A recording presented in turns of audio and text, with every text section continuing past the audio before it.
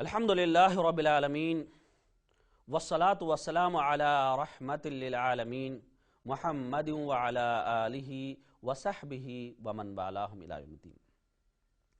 Priya దర్శకులారా, guidance to Allah అన్న ఈ కార్యక్రమంలోకి మీ అందరినీ ఇస్లామీయ పద్ధతిలో ఆహ్వానిస్తున్నాము.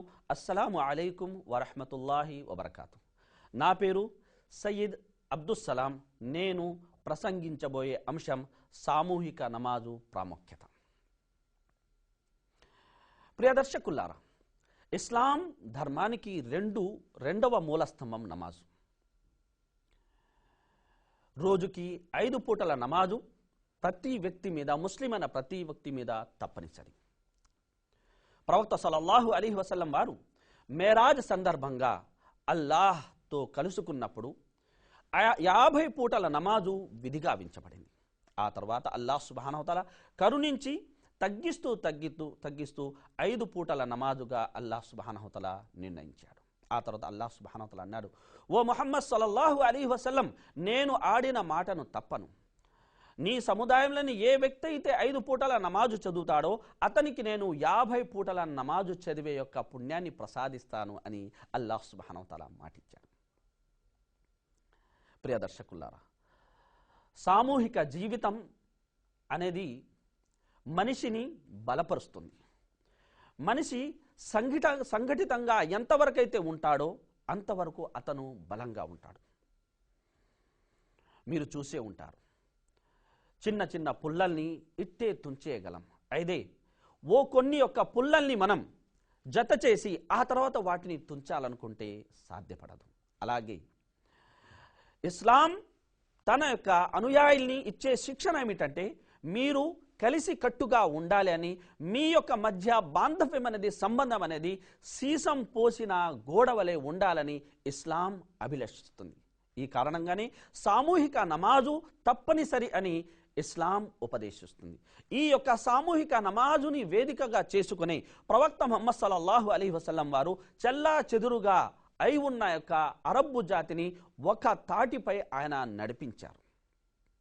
అలాగే నమాజు యొక్క సామూహిక నమాజ్ యొక్క ఘనత విషయాన్ని మనం తీసుకున్నట్లయితే ప్రవక్త సల్లల్లాహు అలైహి వసల్లం వారు అన్నారు, వ్యక్తి తన గదిలో, తన యొక్క మహల్లాలో, తన వీధిలో ఒంటరిగా నమాజు చేయడం కన్నా మస్జిద్లో నమాజు చేయడం అనేది 25 రెట్లు ఎక్కువ పుణ్యాన్ని ఇస్తుంది అని, మరో యొక్క ఉల్లేఖనంలో 27 రెట్లు ఎక్కువ పుణ్యాన్ని ఇస్తుంది అని ప్రవక్త సల్లల్లాహు అలైహి వసల్లం వారు సెలవిచ్చారు. అంటే మనిషి సామూహిక నమాజు కోసం వుజూ చేసుకుని బయలుదేరాడంటే అతను నమాజు కోసం బయలుదేరింది మొదలు మళ్ళీ తన ఇంటికి తిరిగి వచ్చేంత వరకు అతను ఆరాధన అవస్థలోనే ఉంటాడు. అతని నడక కూడా ఆరాధన అవుతుంది, అతను కూర్చోవడం కూడా ఆరాధన అవుతుంది. అల్లాహ్ సుబ్హానహు వ తఆలా అతను వేసే ప్రతి అడుగుకి బదులు ఒక స్వర్గపు అతని హోదాను పెంచుతాడు. అతని యొక్క పాపాన్ని అల్లాహ్ సుబ్హానహు వ తఆలా తుడిచివేస్తాడు. అలాగే ఎంతసేపు అయితే నమాజీ మసీదులో నమాజు కోసం వేచి ఉంటాడో అంతసేపు అతను నమాజు చేస్తున్నంత యొక్క పుణ్యాన్ని అల్లాహ్ సుబ్హానహు వ తఆలా అతనికి ప్రసాదించారు. ఈ యొక్క విశిష్టతను తెలియజేస్తూ ప్రవక్త సల్లల్లాహు అలైహి వసల్లం వారు అన్నారు, మీరు కలిసి కట్టుగా నిలబడండి. ఎందుకంటే మీరు కలిసి కట్టుగా నిలబడనంత వరకు మీ హృదయాలు కలవవు. మన మాట కొనసాగుతుంది, అయితే ఓ చిన్న విరామం తర్వాత.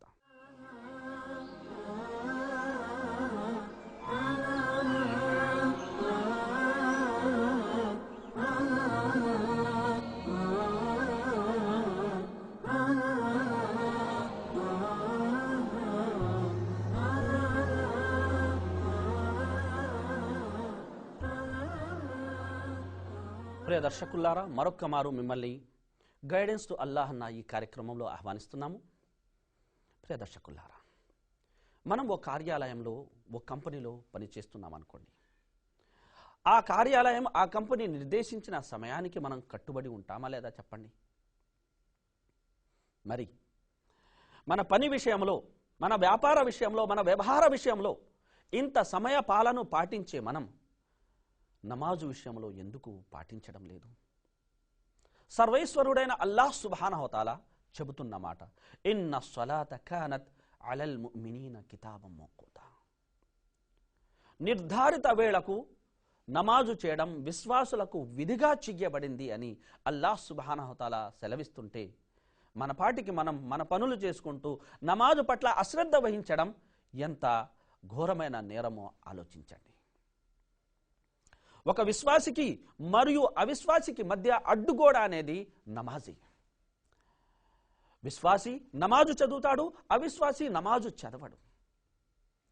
ఇద్దరు వ్యక్తులు దారిన నడిచి వెళుతున్నారు, మసీద్ దగ్గర నుండే వెళుతున్నారు, ఇకామత్ అవుతుంది అనుకోండి. ఒక వ్యక్తి మసీద్కి వెళ్ళిపోయాడు, మరో వ్యక్తి ముందుకు సాగిపోయాడు అంటే దూరంగా చూసే వ్యక్తికి ఏమనిపిస్తుంది?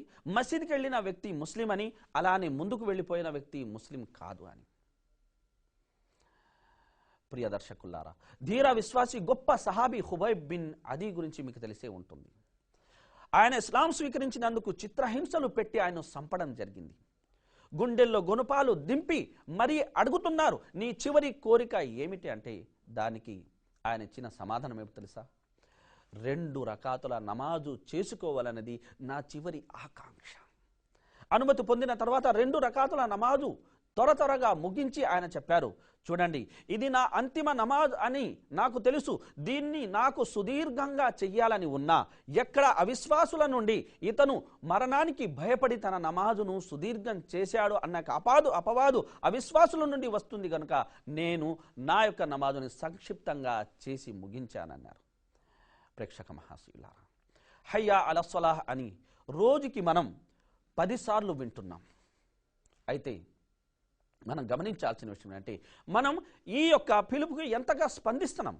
ప్రవక్త సల్లల్లాహు అలైహి వసల్లం అంతిమ దశలో, నడవలేని దశలో 2 సహాయంగా ఆయన మసీదుకి వెళుతున్నారు, సామూహిక నమాజు చేయడానికి ఆయన ప్రయత్నిస్తున్నారు అంటే మనం నమాజు పట్ల ఎంత యొక్క నిర్లక్ష్యానికి లోనై ఉన్నామన్న విషయాన్ని మనం గమనించాలి.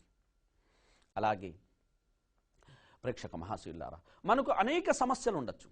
కొందరికి సంపదనలేమి ఉండొచ్చు, మరికొందరికి సంతానాలేమి ఉండొచ్చు, మరికొందరు సంతాప సముద్రంలో మునిగి ఉండొచ్చు. అయితే మనిషికి జీవితంలో ఎదురయ్యే సకల సమస్యలకు ఏకైక పరిష్కారం నమాజు అన్న విషయాన్ని మనం గమనించాలి. అల్లాహ్ సుబ్హానహు వ తఆలా నమాజు గురించి, దైవ భీతి గురించి తెలియజేస్తున్న యొక్క మాట ఏమిటంటే, ఇన్న స్సలాత తన్హా అనిల్ ఫహ్షాయి వల్ మున్కర్. నిశ్చయంగా నమాజు అనేది చెడు విషయాల నుండి, అశ్లీల విషయాల నుండి మనిషిని ఆపడమే కాకుండా అతని సంపాదనలో సమృద్ధిని అది ప్రసాదిస్తుంది అని కూడా ప్రవక్త ముహమ్మద్ సల్లల్లాహు అలైహి వసల్లం వారు సెలవిచ్చారు. ఆయన అంతిమ శ్వాస ఆగే సమయంలో చెప్పిన మాట ఏమిటో తెలుసా? అస్సలాత్ అస్సలాత్. అంతిమ సమయంలో కూడా, చివరి ఘడియలో కూడా సలాత్ అంటే నమాజుకి ప్రవక్త సల్లల్లాహు అలైహి వసల్లం అంతగా ప్రాధాన్యత ఇస్తున్నారంటే నేడు మనలోని ప్రతి ఒక్కరూ ఆత్మ సమీక్ష చేసుకోవాలి. ఎవరైనా వచ్చి మీ చివరి కోరిక ఏమిటి అని అడిగితే మనం దానికి ఏం సమాధానం ఇస్తాం? అమ్మా నాన్నను చూడాలనుకుంటామా? ఆలు బిడ్డల్ని కలవాలనుకుంటామా? లేదు, నన్ను వదలండి, నేను 2 రకాతుల నమాజు చదువుకోనివ్వండి అని చెబుతామా? ఎవరికి వారు ఆత్మ సమీక్ష చేసుకోవాలి, చేసుకుంటారని ఆశిస్తూ ఇంతసేపు మా ఈ కార్యక్రమాన్ని శ్రద్ధగా వీక్షించినందుకు మీ అందరికీ హృదయపూర్వక ధన్యవాదాలు. వస్సలాము అలైకుం వరహ్మతుల్లాహి వబరకాతు. వ ఆఖిరు దఅవానా అనిల్ హమ్దులిల్లాహి రబ్బిల్ ఆలమీన్.